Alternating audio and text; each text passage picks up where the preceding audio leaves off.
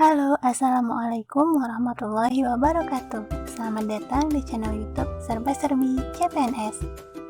Jangan lupa like, share, dan subscribe ya teman-teman. Terima kasih. Bab 6 mengenai pasal bedah mayat Undang-Undang Kesehatan Nomor 36 Tahun 2009. Undang-Undang Republik Indonesia Nomor 36 Tahun 2009 tentang Kesehatan, Bab 6 Upaya Kesehatan, Poin Bedah Mayat.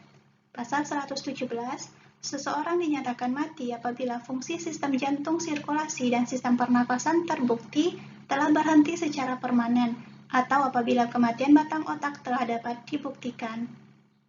Pasal 118 ayat 1, mayat yang tidak dikenal harus dilakukan upaya identifikasi. Pasal 118 ayat 2, pemerintah daerah dan masyarakat bertanggung jawab atas upaya identifikasi sebagaimana yang dimaksud pada ayat 1.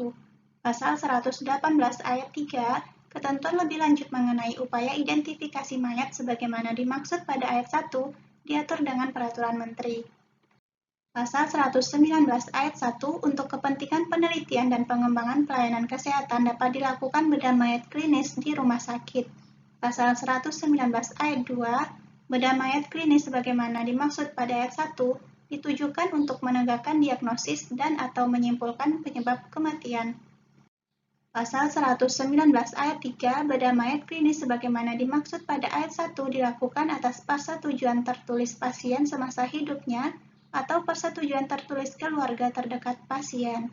Pasal 119 ayat 4, dalam hal pasien diduga meninggal akibat penyakit yang membahayakan masyarakat dan bedah mayat klinis mutlak diperlukan untuk menegakkan diagnosis dan atau penyebab kematiannya tidak diperlukan persetujuan.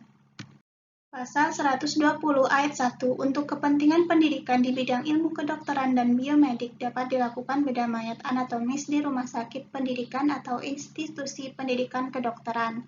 Pasal 120 ayat 2, bedah mayat anatomis sebagaimana dimaksud pada ayat 1 hanya dapat dilakukan terhadap bedah mayat yang tidak dikenal atau mayat yang tidak diurus oleh keluarganya atas persetujuan tertulis orang tersebut semasa hidupnya atau persetujuan tertulis keluarganya.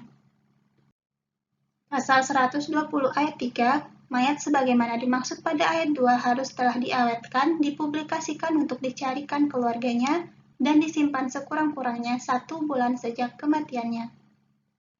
Pasal 120 ayat 4, ketentuan lebih lanjut mengenai bedah mayat anatomis sebagaimana dimaksud pada ayat 1, 2, dan 3 diatur dengan peraturan menteri.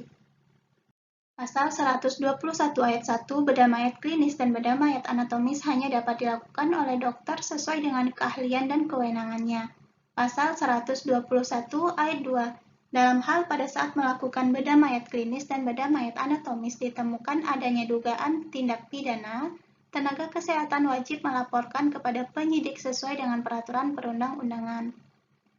Pasal 122 ayat 1, untuk kepentingan dan penegakan Pasal 122 ayat 1, untuk kepentingan penegakan hukum dapat dilakukan bedah mayat forensik sesuai dengan ketentuan peraturan perundang-undangan.